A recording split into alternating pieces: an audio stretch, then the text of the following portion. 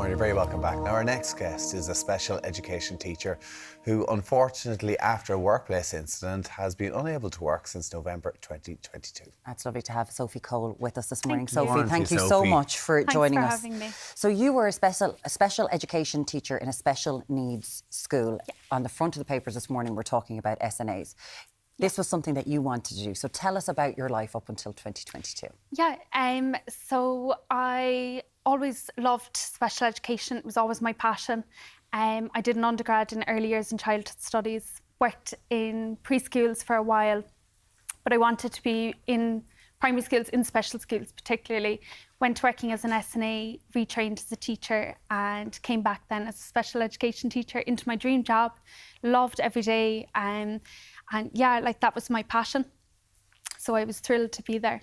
Can you explain to us the dynamic of a classroom, say in a special needs school, compared to maybe a traditional school? Yeah, so they can vary slightly. It depends on the needs of the students. So in my school particularly, we would have had students with moderate, severe, profound special needs. So we would have had maybe 6 to 8 students in a classroom, and then you'd have the teacher, and then you could have 2, 3 or 4 SNAs in that classroom supporting the students as well. And what sort of, because for some people they will be acutely aware of the behavioural issues that might be happening in that classroom, Yeah. but some people mightn't have a clue. So what could your day look like? Yeah, so every day will vary hugely, and like it's so important to say that the children are never to blame for these.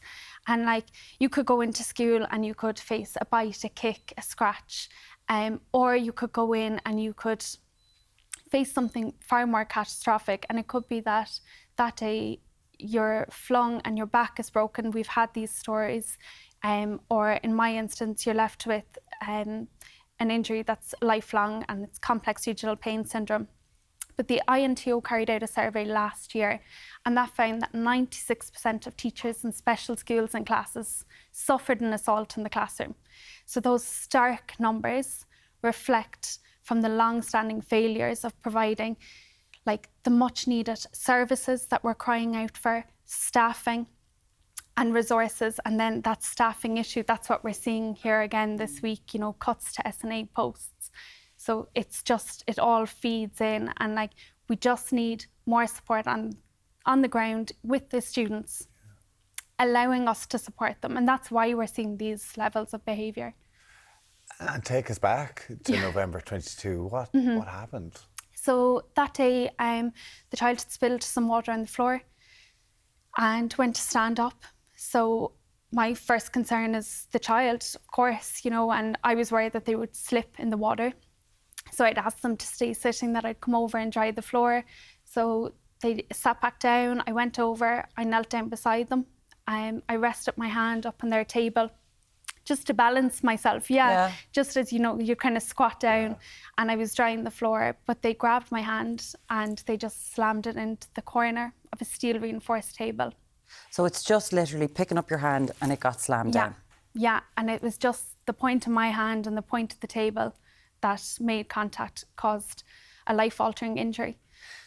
Tell us about this life-altering injury, because most people will be like, oh, sure, look, it's a hand, you know, you'll break your hand, it'll get better. That's not the case for you. Yeah, and initially, you know, that's what I thought. Leaving school that day, I thought, OK, my hand's broken, it'll recover, you know.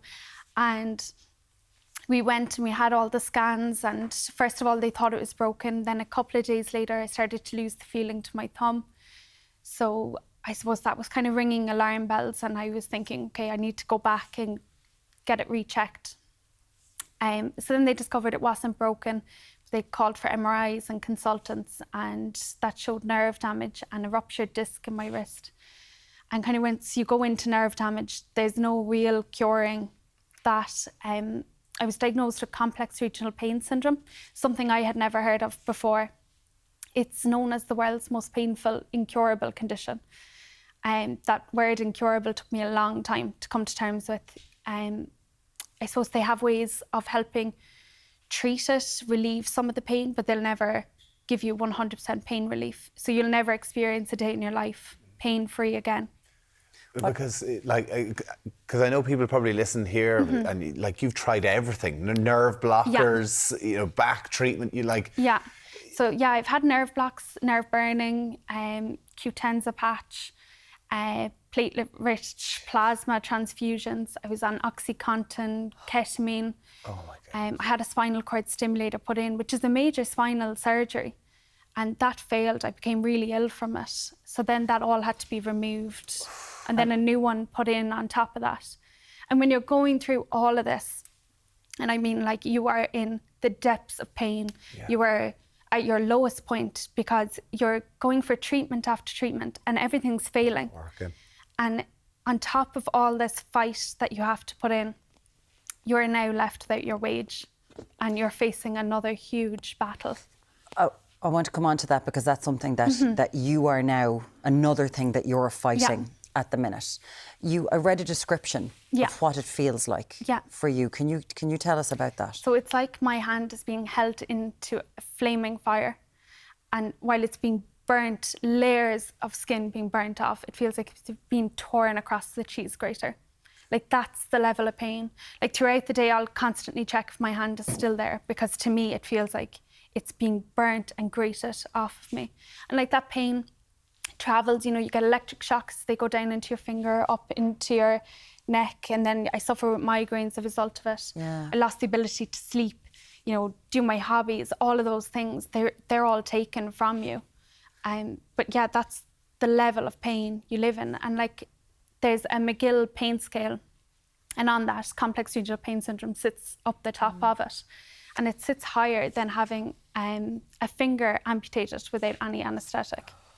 And like, how has this affected you day to day? You know, obviously, probably not being able to teach. Yeah. You're fit, active, love training, your hobbies you just mentioned. Yeah. And to know this is incurable and you're dealing with this pain on a daily basis.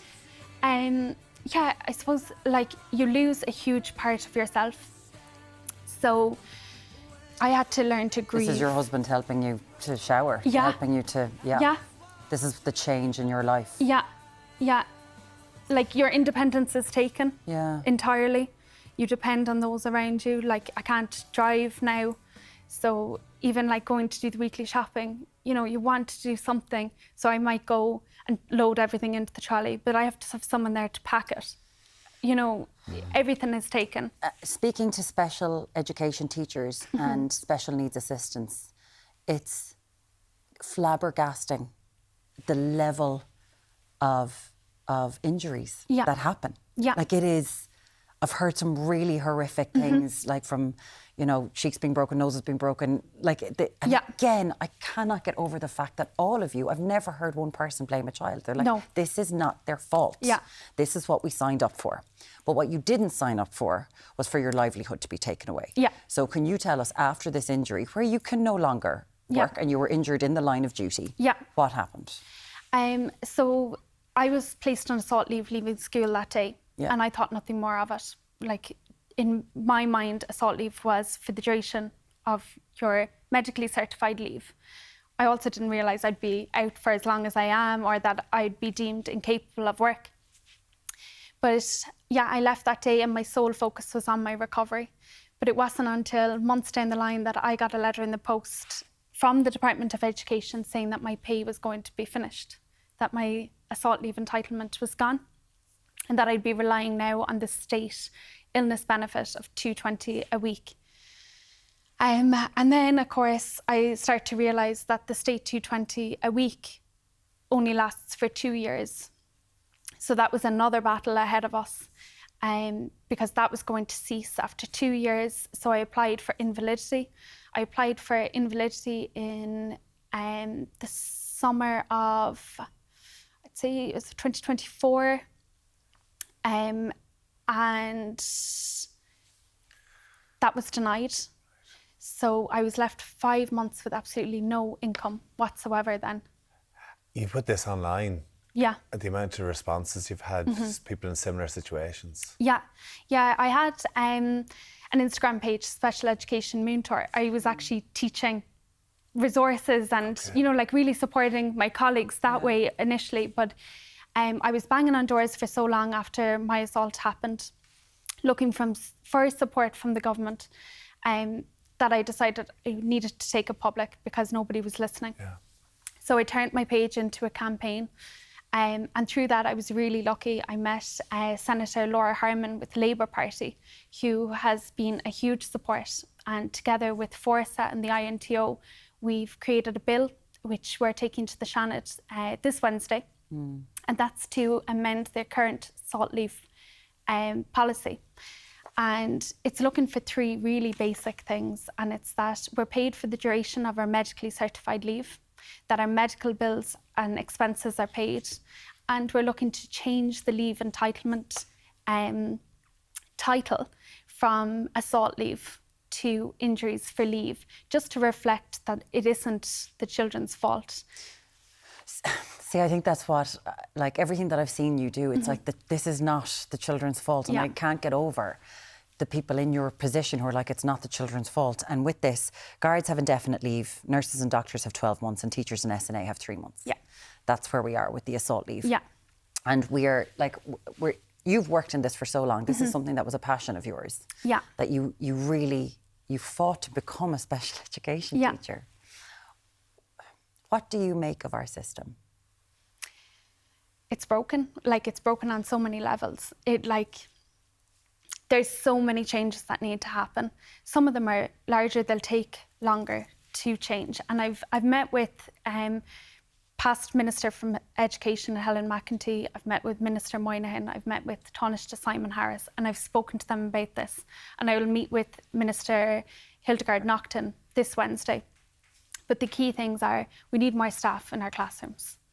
We need better resources, and we need to cut the waiting list for services, which is what people are looking for all the time. But these things will take time, whereas immediately we can change the assault leave policy, and we can provide supports to staff, because at the moment there's people leaving the sector. And we see about shortfalls in teachers, especially in special education. And that's happening because people are worried that they'll suffer a life-altering injury and they'll be left with no income. What does the future look like for you? I suppose if you asked me that before my last spinal cord stimulator went in the summer, I would have said it was very grim. I was really at my ends of losing hope because everything was failing. Even ketamine was failing, and you're left on these drugs and you've no real quality of life. Yeah. But my latest spinal cord stimulator went in, and we're actually expecting our first baby in July. So it's really nice to see some positives coming around. So yeah. Hopeful, very hopeful for the future. Yeah, yeah, absolutely. I know this campaigning has really taken over your life, and that you're speaking for an awful lot of people now, and we really appreciate you coming in. Thanks so much. We'll keep an eye on what's going to happen in the Seanad. This is this Wednesday. It's been brought before the Seanad to improve assault leave conditions for teachers and SNA, Special Education Moon Tours, where you can find Sophie Cole. Sophie, thank you so much, and huge congratulations. Thank you. Huge congratulations. Thank you so much for joining us. Amazing.